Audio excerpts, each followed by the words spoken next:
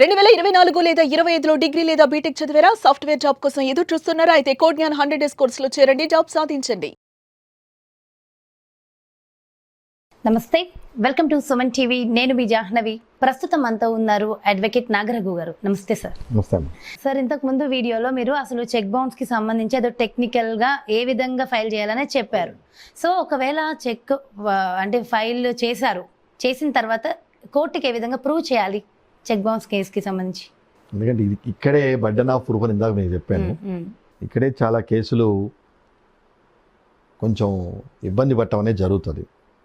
అంటే initial burden complainant మీద ఉంటుంది. కంప్లైనెంట్ అంటే ఎవరైతే చెక్కు తీసుకొని కోర్టులో కేసు వేసాడో అతని మీద బర్డెన్ ఉంటుంది. అతను నార్మల్గా తీసుకోవాల్సిన ఏంటంటే ట్రాన్సాక్షన్స్ ఏమున్నాయి, అంటే ఈ చెక్కు నా దగ్గరికి రావడానికి ట్రాన్సాక్షన్స్ ఏమున్నాయి, అలాగే నోటీస్ ఇచ్చినప్పుడు అతను రిప్లై ఇచ్చాడా, లేకపోతే ఈ చెక్కు అంటే ఎగ్జాంపుల్ మీ అకౌంటే మీరే చెక్ ఇచ్చారని చాలా సందర్భాల్లో కంప్లైనెంట్ బ్యాంక్ మేనేజరు ఎక్యూజర్ అంటారు. చెక్కు బౌన్స్ చేసిన వాళ్ళని ఎక్యూజర్ అంటారు.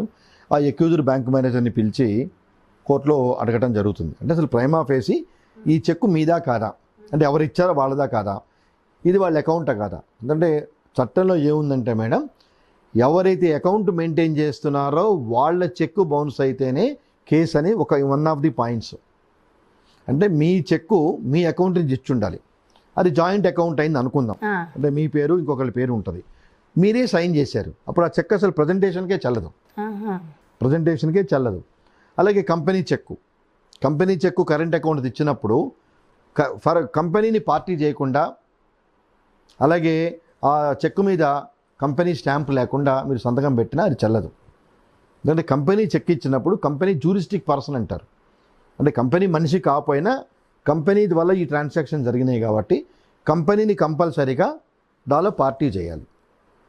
సో కంపెనీని కనుక పార్టీ చేయకపోతే, అంటే ప్రైవేట్ లిమిటెడ్ కానీ ప్రొపరేటరీ కానీ వీళ్ళని ఆ చెక్కులు కనుక వాళ్ళవైతే, అంటే మీకు చెక్కు ఎవరైతే ఇష్యూ చేశారో వాళ్ళు ప్రొపరేటరీ కానీ ప్రైవేట్ లిమిటెడ్ కానీ పార్ట్నర్షిప్ కానీ అయితే వాళ్ళు ఇచ్చిన చెక్కులు అయితే కనుక కంపల్సరీగా కంపెనీని పార్టీ చేయాలి. కంపెనీని పార్టీ చేయకపోతే కేసు ఆటోమేటిక్గా క్వాష్ అంటే డిస్మిస్ అయిపోతుంది. అది వన్ ఆఫ్ ద రీజన్స్. తర్వాత వచ్చేటప్పటికి ఇనిషియల్ బర్డన్ ఏంటంటే చెక్కు ఈమె నాకు ఈ సందర్భాల్లో ఇచ్చిందని ప్రూవ్ చేసే బాధ్యత కంప్లైనెంట్ది. ఇది అయిన తర్వాత దీన్ని రిబటబుల్ ప్రెజంప్షన్ అంటారు, సెక్షన్ 130. అంటే దాన్ని మీరు డినై చేయాలి. అంటే చెక్కు నేను ఫర్ ఎగ్జాంపుల్ నాగరాజు గారికి ఇవ్వలేదు, నేను ఎవరికో ఇచ్చాను, నాకు నాగరాజు గారికి సంబంధం లేదు. సో మీ డిఫెన్స్ మీరు పెట్టుకోవాలి. సో మీ డిఫెన్స్ మీరు పెట్టుకున్న తర్వాత చాలా సందర్భాల్లో ఏం చేస్తారంటే, చాలా సందర్భాల్లో ఈ సంతకం నాది కాదు, నేను చేయలేదు, కాబట్టి మీరు సెక్షన్ 45 ఎవిడెన్స్ యాక్ట్ వెసులుబాటు కల్పించింది ఎక్స్పర్ట్ ఒపీనియన్కి. కొంతమంది రాంగ్ సైన్ కూడా చేస్తారు. అంటే అది నాకు తెలియదు కదా మేడం. ఇప్పుడు మీరు నా ముందు సైన్ చేసి నాకు చెక్ ఇచ్చినప్పుడు ఐఎమంటారు బోనఫైడ్ ఇంప్రెషన్, ఈ సంతకం మీదే అనుకుంటాం. సో దాని మీరు మీ ఇల్ మోటివ్ నాకు తెలియదు, అంటే మీరు బ్యాడ్ ఇంటెన్షన్తో నాకు మీరు చెక్ ఇచ్చారని తెలియదు. మీరు నా ముందు సంతకం పెట్టారు కాబట్టి మీ సంతకమే అనుకుంటాం.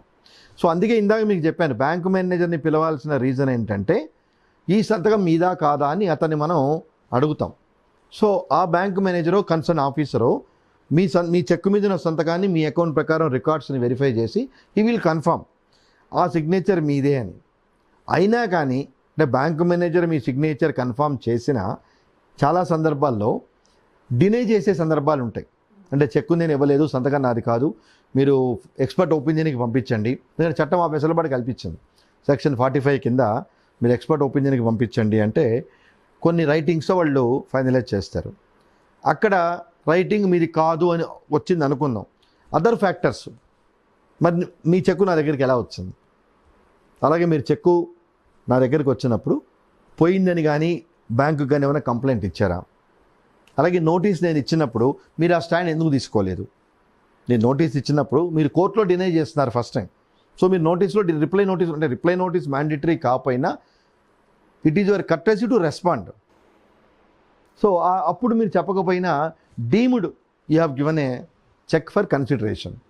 అలాగే రంగప్ప జడ్జిమెంట్లో 3 జడ్జీల బెంచ్ జడ్జిమెంట్ అంటారు సుప్రీంకోర్టులో, సిగ్నేచర్ కనుక మీదైతే, అంటే ఎవరైతే చెక్ ఇచ్చారో వాళ్ళ సిగ్నేచర్ నాది అని ఒప్పుకుంటే కంప్లైనెంట్కి చాలా వెసులుబాటు ఉంటుంది. సో అప్పుడు అదర్ ఫ్యాక్టర్స్ వస్తాయి. ఓకే. అదర్ ఫ్యాక్టర్స్ ఆటోమేటిక్ ఏంటి, మీ ఇందాక చెప్పా బర్డెన్ ఆఫ్ ప్రూఫ్, అంటే ఈ చెక్కు ఏ సందర్భాలు ఇవ్వటం జరిగింది, దీనికి ఏమైనా అగ్రిమెంట్ తాలూకు చెక్ ఇచ్చారా, లేకపోతే ఏమన్నా ప్రామిసరీ నోట్ ఉందా, అంటే సపోర్టింగ్ డాక్యుమెంట్స్. అలాగే చెక్ ఇచ్చినప్పుడు మీరు మనీ ఎలా ట్రాన్స్ఫర్ చేశారు, ఇవన్నీ కంప్లైనెంట్ ప్రూవ్ చేయాలి. కంప్లైనెంట్ ప్రూవ్ చేసిన తర్వాత మళ్ళీ అక్యూజ్డ్కి ఆపర్చునిటీ ఉంటుంది టు డిఫెండ్ హిమ్సెల్ఫ్, అంటే what exactly transpired between complainant and accused అని. సో ఇది ఎస్టాబ్లిష్ చేసినప్పుడే ఆ రకమైన పనిష్మెంట్ ఇవ్వడానికి కోర్టు కూడా వెసులుబాటు ఉంటుంది. ఓకే. ఈ మధ్యలో చాలా తీసుకోవచ్చు. ఒకవేళ 45 సెక్షన్ పిటిషన్ ఏదేమని చెప్పాను, ఆ పిటిషన్ కనుక మ్యాజిస్ట్రేట్ కోర్టు ఒప్పుకోకపోతే దాని మీద పైకోర్టుకి వెళ్ళచ్చు. అంటే నా సంతకాలు నేను ముందుకు వస్తున్నాను, నా సంతకాలు తీసుకోండి, కావాలంటే కోర్టును ఎగ్జామిన్ చేయండి, ఆ సంతకాలు నాది కాదు, చెక్కు నాదే కానీ సంతకాలు నాది కాదు అన్నప్పుడు, మరి చెక్కు మీదే అయినప్పుడు ఆ చెక్కు వేరే వాళ్ళకి ఎలా వెళ్ళిందని ప్రూవ్ చేయాల్సిన బాధ్యత కూడా మీ మీదే ఉంటుంది. బట్ చట్టం ఏం చెప్పిందంటే 99 మంది దోషులు తప్పించుకోవచ్చు కానీ ఒక అమాయకులు శిక్ష పడకూడదనే కాన్సెప్ట్తో మన భారత శిక్షాస్మృతి నడుస్తుంది కాబట్టి సో మీకు ఆపర్చునిటీ ఉంది. సో ఒకవేళ మ్యాజిస్ట్రేట్ కనుక మీ రిక్వెస్ట్ ఒప్పుకోకపోతే మీరు పైకోర్టుకి వెళ్ళి మీ సిగ్నేచర్స్ని ఎక్స్పర్ట్ ఒపీనియన్ పంపమని అడగచ్చు. ఆ సర్కమ్స్టెన్సెస్ని బట్టి పైకోర్టు కన్సిడర్ చేయాలా వద్దనేది డిసైడ్ చేస్తుంది. ఓకే సార్, అదేవిధంగా చాలా చెక్ బౌన్సెస్ అవుతూ ఉంటాయి. ఇలాగా హోమ్ లోన్స్ కానీ, వెహికల్ లోన్స్ కానీ, వీటి మీద పర్సనల్ లోన్స్ కానీ చెక్ బౌన్సెస్ వేస్తూ ఉంటారు కదా. సో ఆ చెక్ బౌన్స్ వేసిన సందర్భంలో ఒక 12-13 ఈఎంఐస్ కట్టిన తర్వాత చెక్ బౌన్స్ అయింది, ఇంకా 24-30 ఈఎంఐస్ ఉంటాయి. అలాంటప్పుడు మరి వాళ్ళు చెక్ బౌన్స్ అయిన వెంటనే కేసు వేసే అవకాశం ఉంటుందా, ఎండ్ వరకు ఆగి కేసు వేస్తారా? దేని దారి దాందేనండి. ఇప్పుడు ఎందుకంటే మనకి టర్మ్స్ ఆఫ్ అగ్రిమెంట్లోనే ఉంటుంది, 2-3 నెలలు కనుక డిఫాల్ట్ అయితే they can recall the entire loan. అంటే మీరు 24 ఇన్స్టాల్మెంట్స్లో 12 కట్టి 13, 14, 15 బౌన్స్ అయినా కానీ ఈ as per terms of your agreement. అందుకే చాలామంది మనం ఏంటంటే హర్రీలో అంటే నీడ్ ఆఫ్ ద మనీలో దానిలో ఏం కంటెంట్స్ ఉన్నాయని ఎవరూ చూడరు. మనకి ఆ టైంలో అవసరం. అలాగే టర్మ్స్ చూస్తే వాడులోని వాడు మనం తీసుకోం. సో బ్లాంక్ సంతకాలు పెడతాం. సో బ్లాంక్ సంతకాలు పెట్టినప్పుడు నార్మల్గా ఈ హైర్ పర్చేజ్ అగ్రిమెంట్ మీరు చెప్పిన హౌసింగ్ లోన్స్, వెహికల్ లోన్స్, వీటిల్లో స్టాండర్డ్ టర్మ్స్ అండ్ కండిషన్స్ ఉంటాయి. అంటే ఒక 2 months 3 months రెగ్యులర్గా ఇన్స్టాల్మెంట్స్ కట్టకపోయినా చెక్ బౌన్స్ అయినా the principal borrower is entitle to recall the entire loan అని చెప్పని. అలాగే ఈవెన్ హౌసింగ్ లోన్స్ ఇచ్చినా బ్యాంకులు నోటీస్ ఇచ్చి కోర్టుకు వెళ్ళే సందర్భాలు ఇవన్నీ చాలా ఉంటాయి. అంటే ఇట్ ఈస్ ఎ కమిట్మెంట్. ఇప్పుడు ఆ చెక్కులు మీరు ఏమని ఇస్తున్నారంటే commitment and promise. Yes, I'm promising you on presentation of the cheque that will be honoured. So it is nothing but presentation on assurance. So ఇది ప్రామిసరీ ఎస్టోపెల్ని మీరు డీవియేట్ అయినప్పుడు automatically you are liable for punishment in case if you fail to prove. In case if you fail to prove you are entitle for punishment subject to prove the case by the complainant. కాబట్టి దానిలో there is no bar. అంటే ఇథికల్గా vehicles ఎత్తుపోవటము, seize చేయడం జరుగుతున్నాయి కానీ on case to case basis. So కొన్ని సందర్భాల్లో బ్యాంకులు కానీ ఉన్నత న్యాయస్థానాలు కానీ తీర్పులు ఇవ్వడం జరిగింది, వేరే రకంగా ఇల్లీగల్ సీజర్ చేయొద్దు. ఎర్లియర్ ప్రైవేట్ కంపెనీ వాళ్ళు ప్రైవేట్ వ్యక్తుల ద్వారా రికవరీ చేసేవాళ్ళు, రికవరీ ఏజెంట్స్. సో ఆ సిస్టమ్ని హైకోర్టు చేయొద్దని చెప్పి అలాంటివి ఏమన్నా ఉంటే పోలీస్ కంప్లైంట్ ఇవ్వమని చెప్పింది. అలాగే డైరెక్టర్ జనరల్ ఆఫ్ పోలీస్ కూడా డైరెక్షన్స్ ఇచ్చింది, ఇల్లీగల్గా కనుక ఎవరైనా థర్డ్ పార్టీ ఇంటర్వెన్షన్తో if they are collecting amounts or instalments you will take action అని చెప్పడం జరిగింది. అంటే ఇద్దరికీ వెసులుబాటు ఉంది. అంటే చెక్కు ఇచ్చిన వాళ్ళకి, చెక్కు తీసుకున్న వాళ్ళకి చట్టపరమైన వెసులుబాటు ఉంది. బట్ ఇవన్నీ కేస్ టు కేస్ బేసిస్ మీద డిపెండ్ అవుతాయి. కానీ బేసిక్ ప్రిన్సిపల్స్ మాత్రం ఎవరికైనా మారవు. So these are the basic principles. Signature దీని చేయటము, లేకపోతే చెక్కు నాకు ఎలా వచ్చినా ప్రూవ్ చేయటం, ఇవన్నీ బర్డన్ మీ మీద ఉంటుంది. సో బట్ కంప్లైనెంట్కి ఉన్న బాధ్యత ఏంటి? చెక్కు ఆయనే ఇచ్చారు, ఇది ఆయన అకౌంటే, ఈ ట్రాన్సాక్షన్స్కి ఇచ్చారు, నోటీస్ ఇచ్చాను, ఆయన అడ్రస్కే వెళ్ళింది, నోటీస్ తీసుకున్నారు, బట్ నాకు రీపేమెంట్ చేయలేదు, so he is liable to make the payment. So ఇట్లాంటి స్టాట్యుటరీ ప్రిన్సిపల్స్, ప్రిజంప్షన్ అంటారు, ఆ ప్రిజంప్షన్ చేసే బాధ్యత కంప్లైనెంట్కి ఉంటుంది.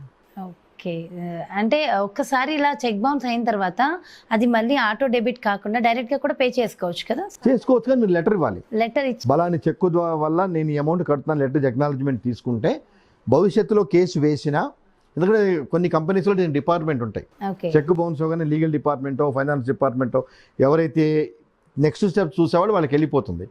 మీరు డబ్బు కట్టిన ఇన్ఫర్మేషన్ వాళ్ళు వెళ్ళలేదు అనుకోండి, వాళ్ళు కేసు వేస్తారు. కానీ కేసు వేసిన రోజు కూడా మీరు ఆ చెక్కు తాలూకు అమౌంట్ కట్టిన రిసీట్ మ్యాజిస్ట్రేట్ గారికి చూపిస్తే కేసు క్లోజ్ చేసే అవకాశం ఉంటుంది. అంటే ఎప్పుడు డబ్బు కడుతున్నా, ఈవెన్ పార్ట్ పేమెంట్ కడుతున్నా, ఫుల్ పేమెంట్ కడుతున్నా, ఆ చెక్కు తాలూకు కడుతున్నా, make a mention along with covering letter and take the acknowledgement. మీరు బ్యాంకులో వేసినా మీరు అక్నాలెడ్జ్మెంట్ తీసుకోండి. ఇది చాలా మంచి There must be information, some place. చాలా మందికి యూజ్ అయ్యే ఇన్ఫర్మేషన్. చాలా మంది ఏం చేస్తారంటే ఇన్స్టాల్మెంట్ కట్టేస్తారు, బ్యాంకు వాళ్ళు ఏం తీసుకుంటారు ఆన్ అకౌంట్ అంటారు. ఈ చెక్కు ఇలాగే ఉండిపోతుంది.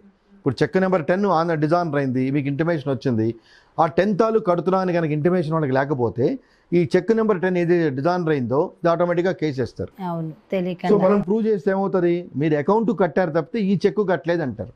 Super. So in order to avoid this kind of confusion, మీరు ఎప్పుడైనా చెక్ బౌన్స్ అయింది అనే నోటీస్ మీకు వచ్చినప్పుడు when you are willing to make the payment in a proper way, దానికి ఒక కవరింగ్ లెటర్ రాసి వాళ్ళ దగ్గర ఎక్నాలజ్మెంట్ తీసుకొని మనం పేమెంట్ చేస్తే అట్లీస్ట్ రేపు మనకి ఫ్యూచర్లో వాళ్ళు కేసు వేసినా మనల్ని మనం డిఫెండ్ చేసుకునే అవకాశం ఉంది. ఓకే, చాలా useful information sir. Thank you so much.